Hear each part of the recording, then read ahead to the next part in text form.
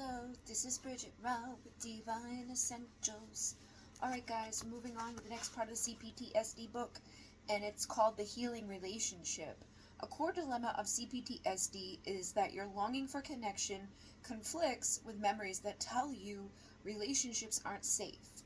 It can be a challenge to develop healthy relationships. Initially, you may recreate relationships that match what you already know. Perhaps you unintentionally push people away and then feel angry that nobody ever calls you.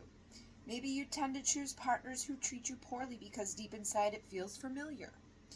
In contrast, a healing relationship, such as one with a trusted therapist, will allow you to gently recognize and take responsibility for any part you may play in perpetrating unhealthy dynamics.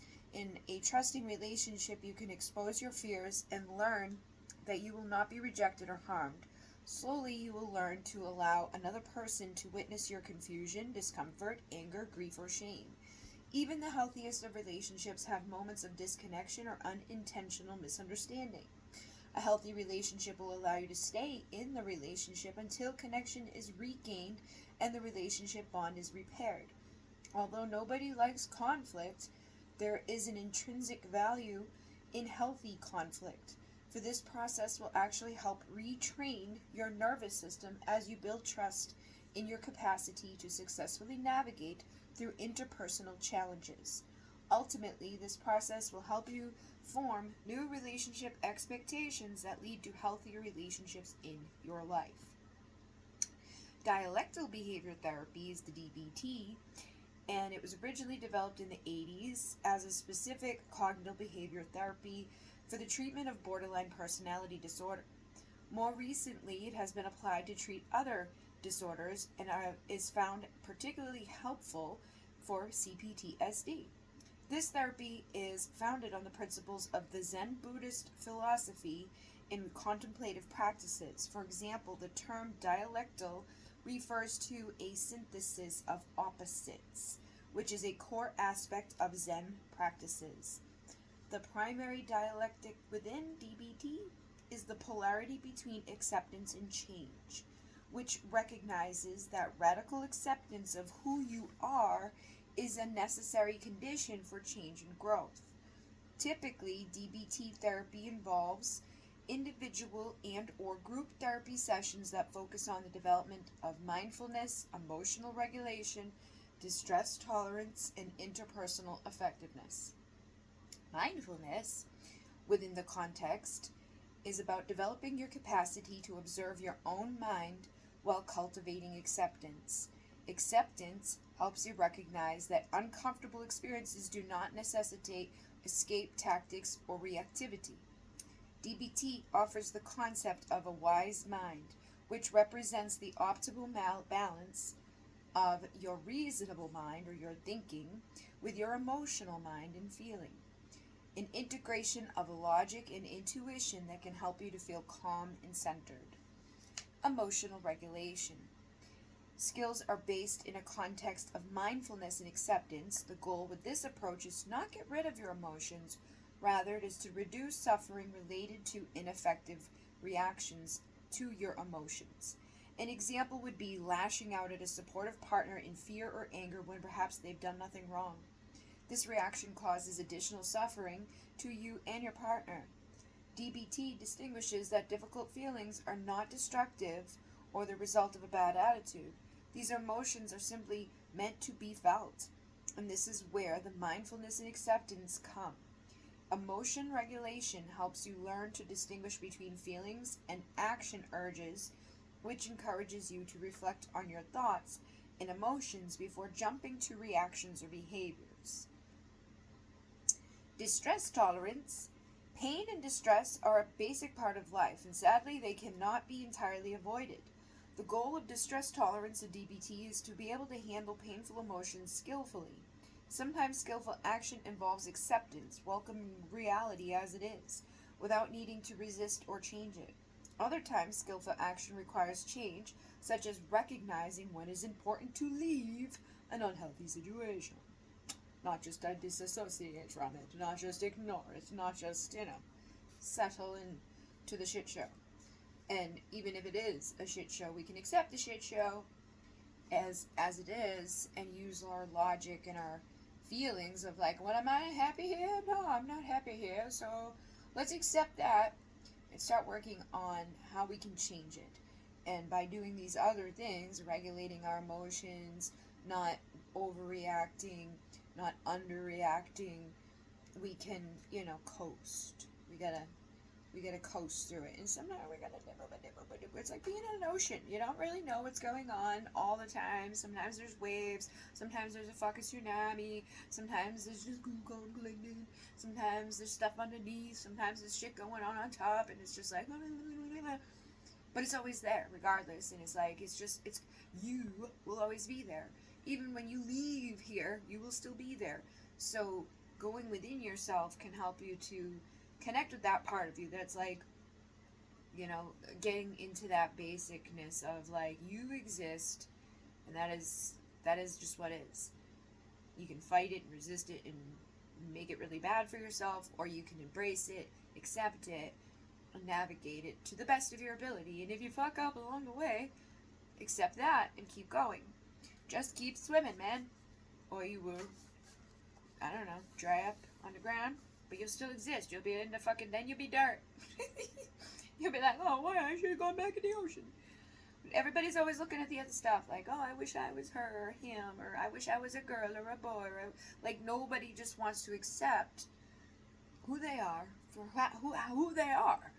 And just be themselves. Or, like, accept that self. And I get it. Because I do the same shit. But I have tried to, shift a lot of that, and I think I've done a pretty good job at it, So DBT skills taught for interpersonal effectiveness emphasize assertiveness, boundaries, and coping with conflict. Assertiveness focus on developing your capacity to ask for what you need, even though you may be told no or risk feeling rejected. Self-assertion involves building self-respect and cultivating a sense of your own worthiness. Skills for interpersonal effectiveness include learning to address conflicts gently, such as refraining from put-downs or name-calling, respecting yourself and others, and ensuring that you are behaving fairly, apologizing when you have done something wrong, and being truthful. These basic skills can be a powerful catalyst for inner strength and positive self-esteem. In practice, take a look at some of the common myths or disbeliefs about interpersonal effectiveness. I am weak if I make a mistake. I can't make a request unless I already know someone will say yes. If I ask for what I need, I am pushy, bad, or selfish. Saying no is selfish. I automatically feel at fault if someone is angry with me. It is more important to sacrifice my own needs than to say no. Write down how you might challenge these beliefs with your own thoughts and what are some more helpful ways to look at them. And I just had a conversation with my sister tonight about like that, where it's like, where I said, like, she works, I work, and she's a Capricorn, and I got a lot of Capricorn. I was her first boss, so she works like I work, and we're like psychopaths. We're always top dog wherever we go. We become like it just happens. It's like, oh, Bridget, can you be in charge of things that you just here a week? Like, sure. And it happened at Amazon. It happens everywhere. And it happens to her too. But I had told her, I was like, I'm pretty much like the first back almost every day, and I always have the top score on the app that rates your driving. So it's like, I'm not speeding, I'm not driving erratically, I'm not doing anything wrong, and I'm still beating everybody's ass. And she's like, yeah, that's just what we do. And I don't remember exactly what I said, but I know she said back she needs to have like acceptance, or like, good job, like we need to hear like, oh, you did good job, or just she's like, I can't lose, I don't want to lose, I gotta win, I want to be the winner, I gotta be the fastest, the bestest, the most powerful. I need that recognition. And and like, I'm weak if I make a mistake. Like when we fuck up, we're like, oh no. And then I keep like, we don't want to ask for things. Like earlier today, my boss asked me to come in today at like 8 a.m. and I was like, I can't. I had a phone call with Meta, the Instagram, Facebook people, for like a strategy that doesn't include spending any money. So I was like, sure. But when he messaged me again later on to ask me about working tomorrow, I was like, oh, no. I sent my dad a message and I was like, I might ask if I could do Saturdays, because he always needs a person. Like, he calls me every week. That was like the first Thursday I didn't say yes. He called me I think I manifested that other Thursday off because he called me for the Friday, and I'm going in tomorrow. But like, I was like, well, maybe, and I didn't want to ask because I didn't know. And then I asked, and he was like, well, I could put you down for Saturday, but I really need someone tomorrow if it's possible. And I was like, sure.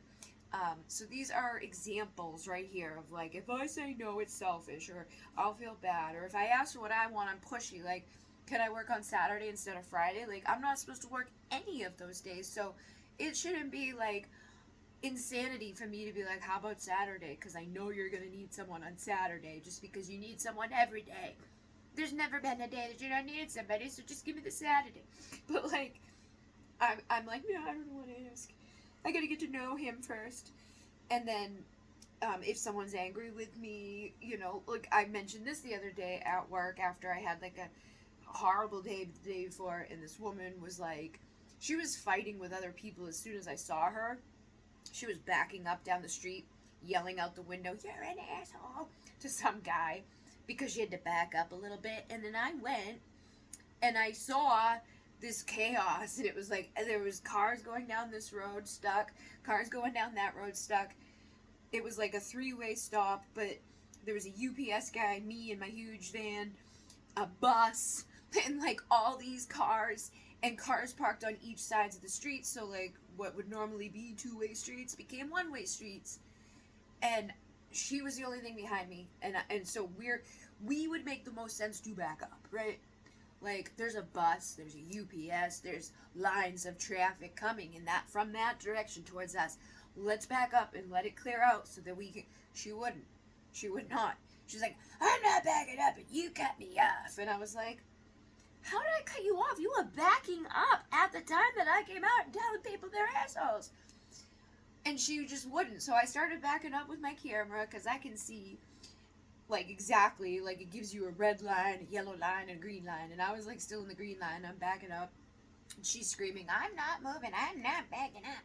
You cut me off. So I get out, and I start walking back there, because I'm like, there's a bus. There's a UP. Like, they can't move. Like, we're just all going to be here forever then. And she's like, this is why you work for Amazon, and rolls up her window. And I was like, oh, I just wanted to punch her so bad. Especially because she rolled up the window. Like, if you're going to insult somebody and be that way, don't be a wimp at the same time. Like, I was walking back there, and she's like, and I was like, oh. And I had my weapon with me, so I was like, I just want to, because it wouldn't hurt me to smash her window in. I really wanted to, but I didn't. I used my, I didn't even swear at her or anything. Like, I just literally jumped out of the car and was like, I'm like, there's no way, man. Like, there's a bus. I was being rational and normal. She was not. And I was just like, whatever. I get back into the van, and I start backing up. And she's like, go ahead and hit me. I wanted to, but I didn't. Everybody else, all of that chaos had to go clear up because she wouldn't. And I was just like, oh. The UPS guy came around afterward and started beeping and beeping. He's like, get out of my way. And he was kidding.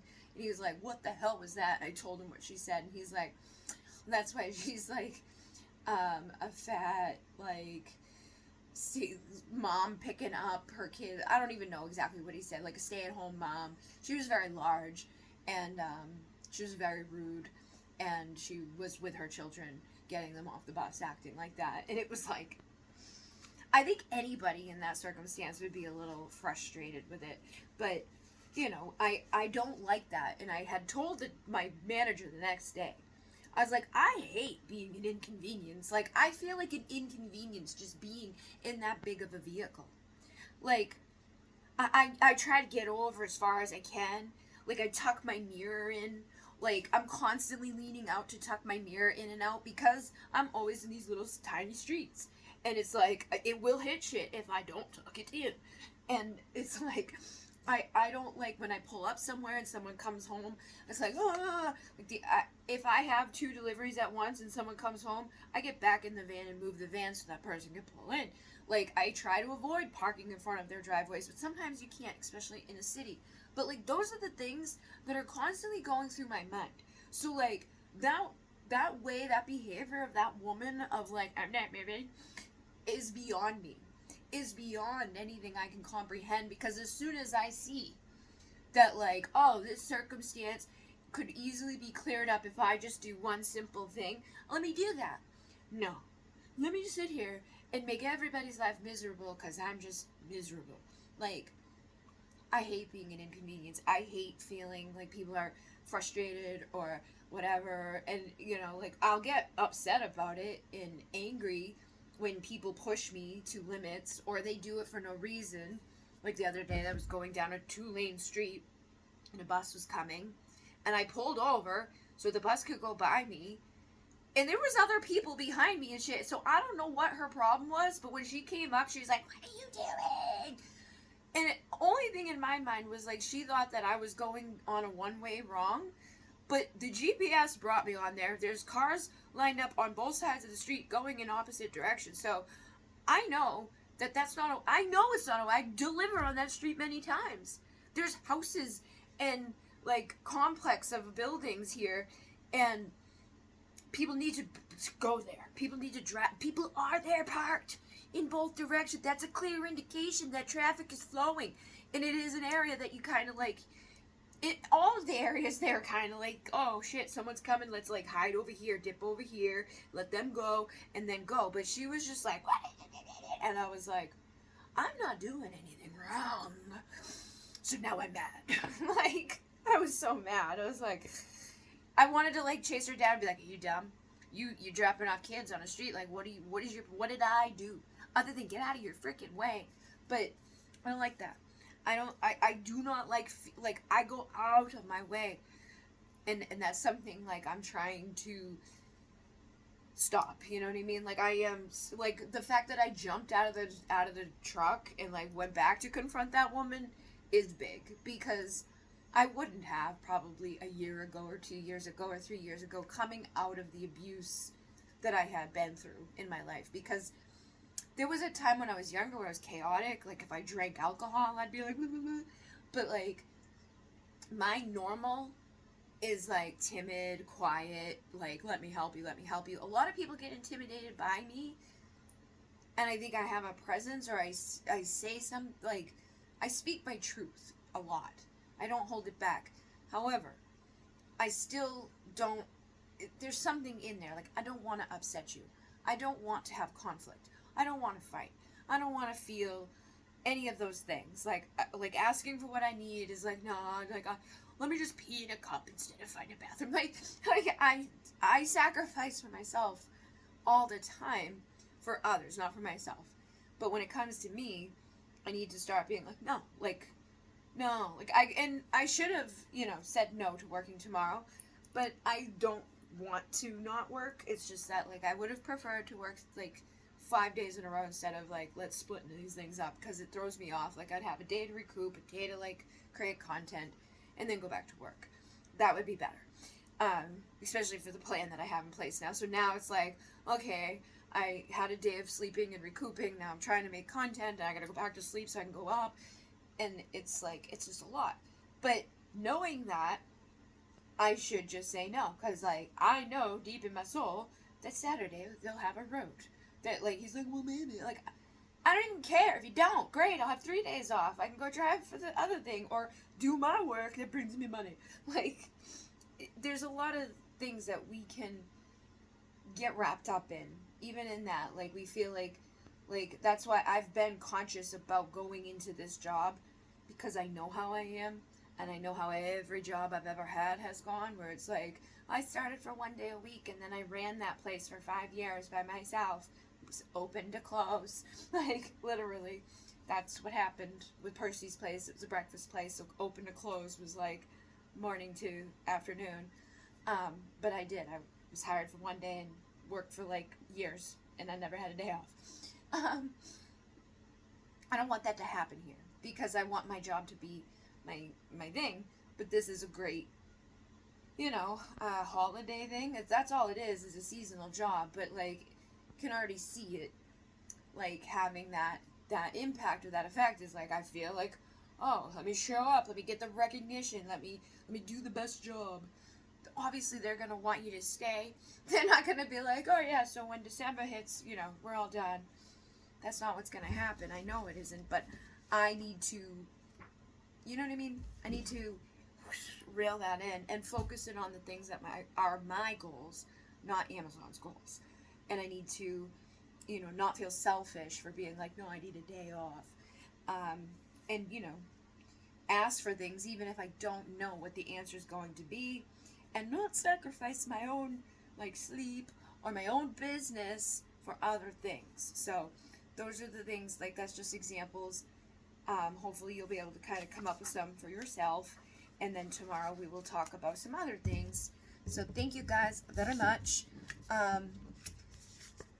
I will be back in Renee. Namaste.